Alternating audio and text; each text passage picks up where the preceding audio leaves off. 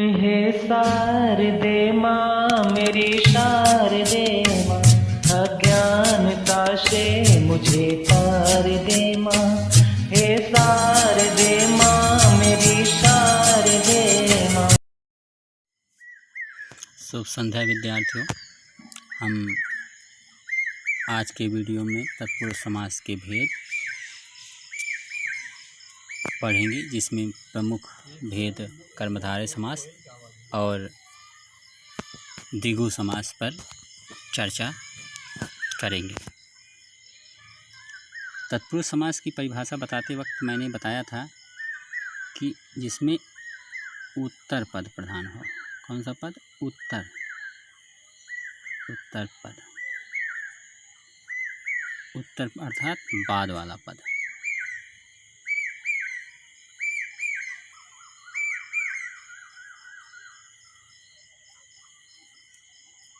बाद वाला पद प्रधान हो तो वहाँ तत्पुरुष समास होता है।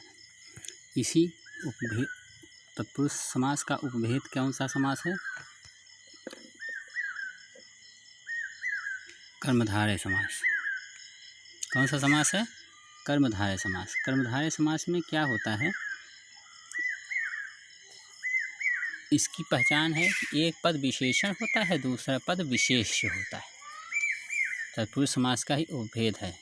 इसमें उत्तर पद प्रधान होता है, उत्तर पद बाद वाला पद प्रधान होता है, किंतु कर्मधारय समास के पूर्व पद और उत्तर पद में या तो उपमान और उपमेय का संबंध होता है अथवा विशेषण और विशेष्य का संबंध।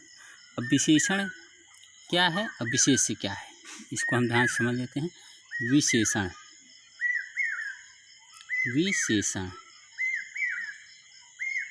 जो शब्द संज्ञा सर्वनाम की विशेषता बतलाएं, और विशेष्य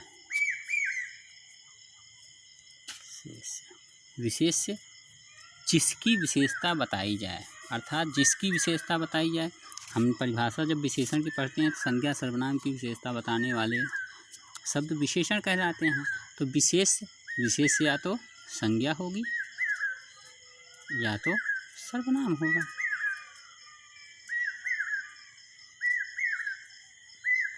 उपमान और उपमेय। उपमान जो उपमा दी जाए, उपमेय जिसकी उपमा दी जाए। उपमान और उपमेय जब हम उपमा अलंकार पढ़ते हैं तब वहाँ आता है, उसमें उपमान शब्द और उपमेय शब्द आता है। वास्तव में उपमान भी एक प्रकार का विशेषण ही है और उपमान भी एक विशेषण। जैसे उसका मुख चंद्रमा के समान है, तो चंद्रमा क्या है? उपमान है। चंद्रमा उपमान है और उसका मुख चंद्रमा के समान, मुख क्या है? उपमेय है। क्यों?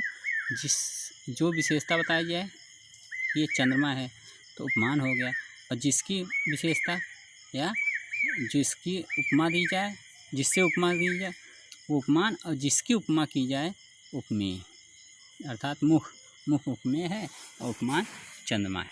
इसको समझने के बाद हम फिर से आते हैं कर्मधारय समास को समझने के लिए। कर्मधारय समास में हमने क्या देखा? या तो उपमेय और उपमान का संबंध होता है, या तो उपमेय और उपमान का संबंध होता है, या तो विशेषण और विशेष्य का संबंध, अर्थात पूर्व पद और बाद वाले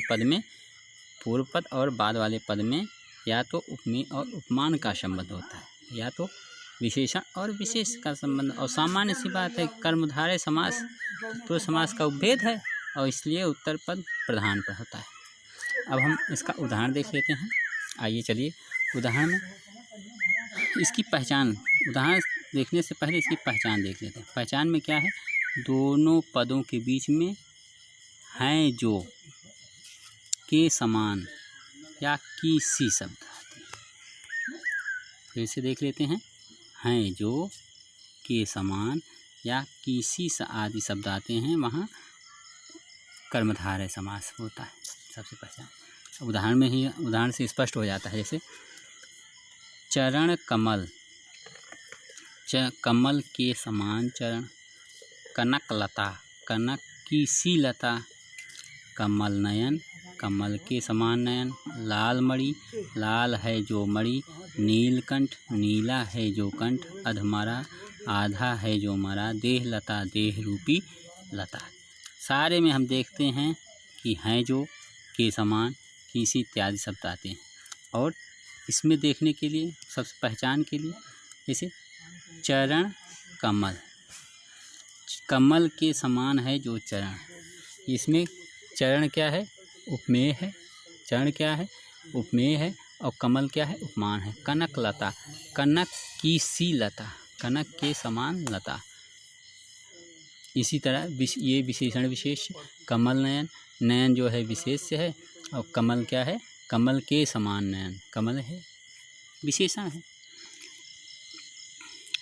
इसी तरीके से ये कर्मधारय समास का की पहचान बहुत ही आसान है। उत्तर पद प्रधान होता है और उनके बीच जो संबंध होता है उपमेय और विशेषण विशेष्य का होता है। पहचान है जो हैं जो के समान केसी, हैं जो के समान केसी। अब कर्मधारय समास के उपरांत हम द्विगु समास को देख लेते हैं। द्विगु समास, क्योंकि ये भी कर्मधारय समास के समान तत्पुरुष समास का ही उपभेद है। जब तत्पुरुष समास का उपभेद है तो इसमें सामान्य सी बात है, उत्तर पद ही प्रधान होगा। लेकिन शर्त यही होती है कि इसमें जो पहला पद होता है संख्या पूर्वो द्विगु सूत्र लगता है। पहला पद संख्यावाची विशेषण हो जाता है, तो ये द्विगु समास हो गया। इस समास का उदाहरण क्या है? आप बहुत ही आसान समास, इसमें आप देखते ही पहचान जाएंगे। जैसे पहला पद संख्यावाची, सप्त सिंधु, 7 सिंधुओं का समूह। इसकी पहचान समूह या समाहार के ज्ञान के आधार पर होता है। दो पहर, 2 पहरों का समूह। त्रिलोक, 3 लोकों का समाहार। चौराहा, 4 राहों का समाहार। नवरात्र, 9 रात्रियों का समूह। सप्तऋषि, 7 ऋषियों का समूह। पंचवटी, 5 वटों का समूह। सप्ताह, 7 दिनों का समूह। त्रिकोण, 3 कोणों का समाहार। तिरंगा, 3 रंगों का समूह। पंचमढ़ी, 5 मढ़ियों का समूह। द्विगु समास में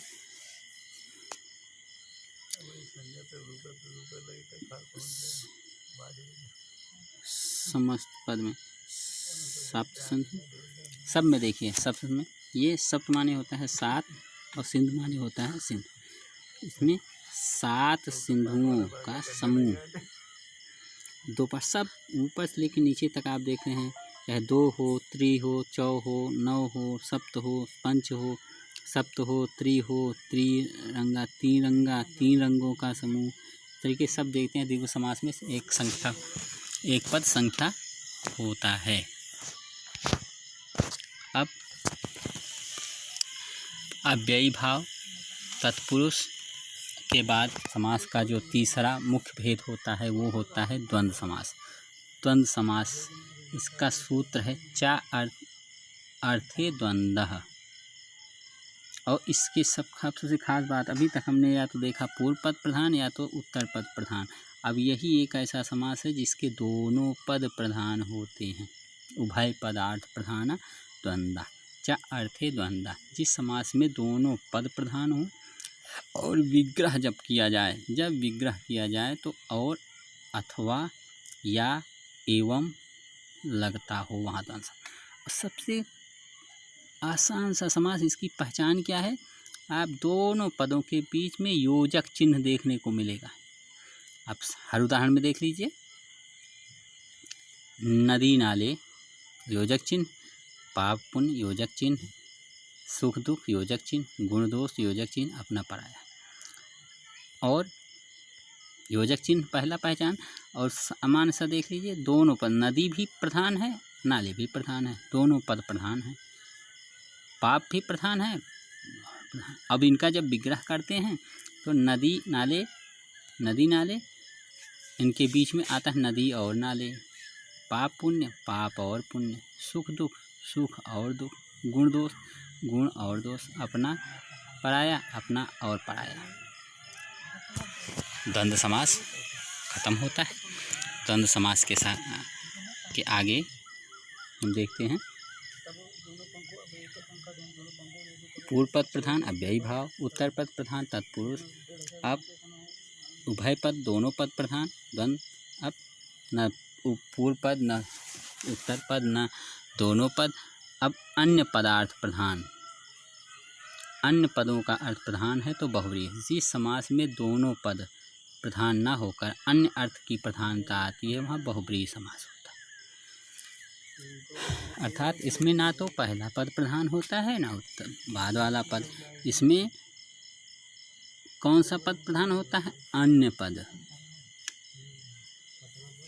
अन्य पद पदार्थ, अन्य पद पदार्थ प्रधान।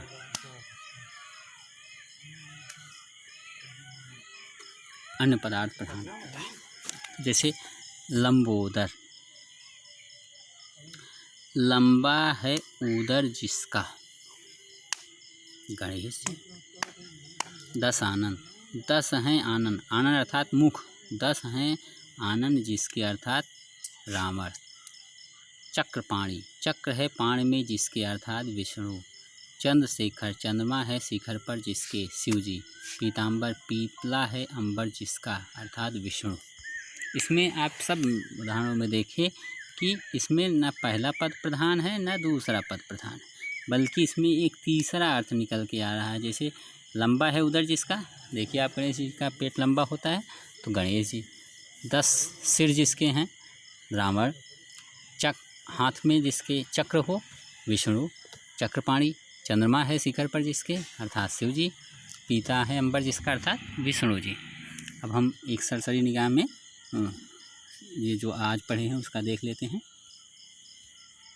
तत्पुरुष समास का भेद, कर्मधारय समास। कर्मधारय समास में हमने क्या देखा कि इसमें भी चूँकि तत्पुरुष समास का भेद है तो इसलिए उत्तर पद प्रधान होता है, लेकिन पहचान क्या है? उपमेय उपमान का संबंध दोनों पदों में होता है, या तो विशेषण विशेष्य का संबंध होता है, और दोनों पदों के बीच है जो के समान कीसी आदि शब्द लाता है। चरण कमल, चरण के कमल के समान है जो चरण। कनकलता, कनक की सी लता। कमल नयन, कमल के समान नयन। लाल मणि, लाल है जो मणि,